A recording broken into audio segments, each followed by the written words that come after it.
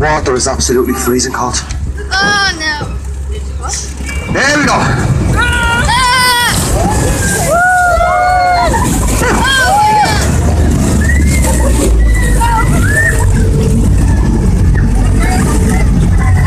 How are you? Hey Junior. H. How are you? Somebody over take a video. Hey Benj. Hey man. Round the water. Guys, could I have your attention please? If you notice water coming in up through the cracks of floorboards, that's perfectly normal. What? The water only comes up as far as your ankles. Comes up as far as your knees, man. Oh God. Right, you're going to bring this up the top space, so everybody hold on to their handbags, purses, wallets, false teeth, anything that's loose. Ready? False teeth. Here we go, hold on there.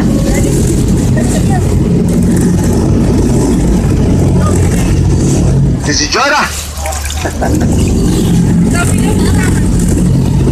Right folks, this is the Grand Canal basin. The basin was purposely built so they could link the Grand Canal, that's behind those buildings over there on your left, and the River Liffey, that's behind those small warehouses over there on the right.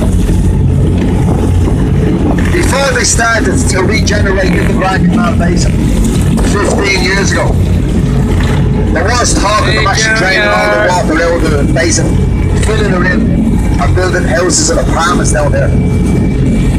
Now public opinion changed all that. Most of the Grand Canal basin has been redeveloped with the exceptions of that site over there on your right hand side.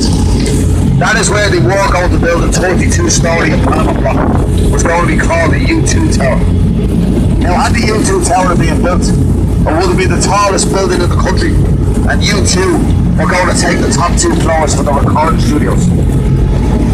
But then we had the property crash, and that project was put on hold for a few years. In the last few months, they are going to start work on the U2 Tower. They're only going to build an 18-storey apartment block, and not 22 as they first planned.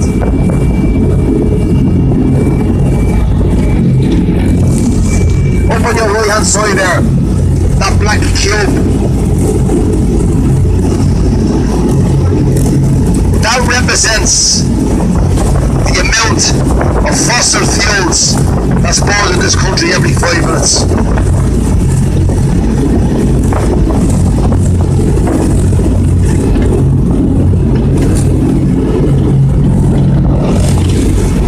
Just out there now on your right hand side. You see the little single story building and the one next to the 2 satellite dishes? That's U2's recording studios. That's where U2 recorded all of their music from the mid-1980s up until the present day, with the exceptions of Uptown Baby, No Sun on the Horizon, and The Unforgettable Fire.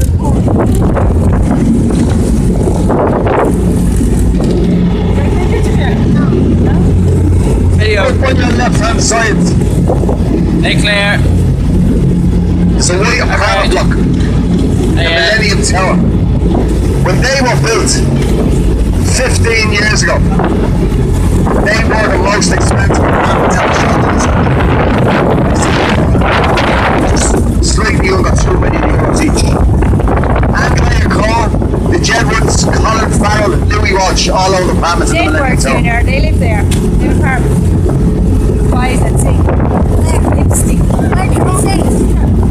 Up there now on your left, you see the Power Dosh Energy Team.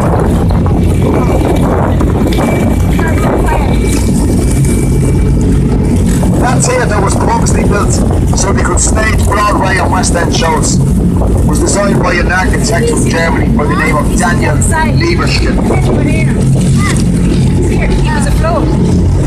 And it does have a capacity to hold 2,200 people. And no matter where you sit on the time, you have a great view of the stage.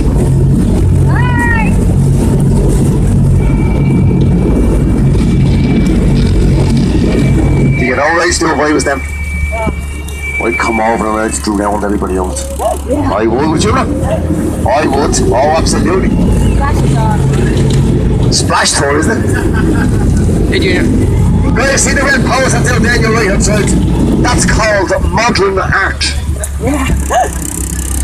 According to the powers that be, there was nobody in this country capable of designing that. So do you know what they done?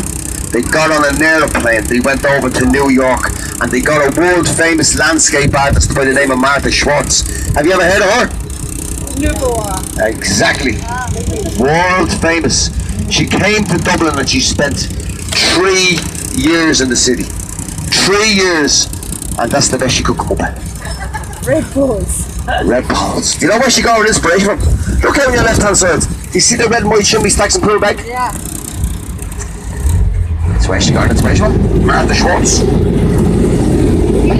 Someone lives on here. Up there now on your left hand side there you'll see 2 granite buildings. The old Boland's flour mills. Now they are protected buildings. And the reason they're protected is that was General Sean McMahon's garrison Jordan 1916. What are they going to do with it? They're going to build apartments into it. And a cinema. Or as we say here in Dublin, a pitch house. Beyond the bridge there you'll see a brown glass building. That's the tallest building in the city. Google's European head office, the largest office block that Google have outside of the US. Now guys, believe this or believe it not, there's over 2,500 people working in the Google building that speak 47 different languages.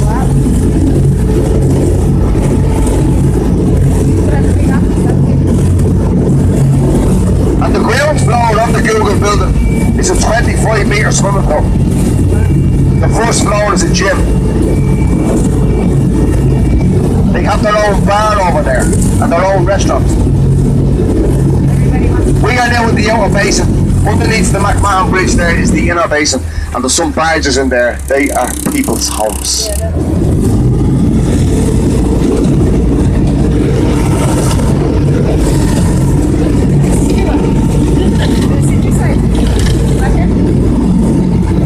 Hey Junior.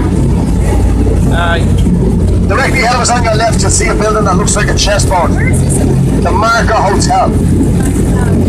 The architects that designed the Marker Hotel, they got their inspiration from the Giant's Causeway.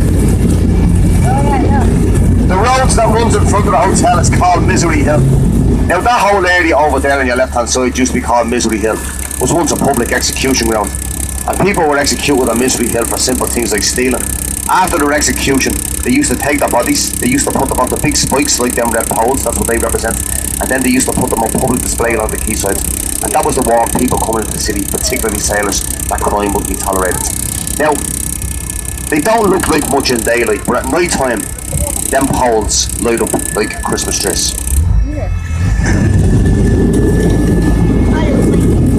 This is very nice. Lovely down here, look at that.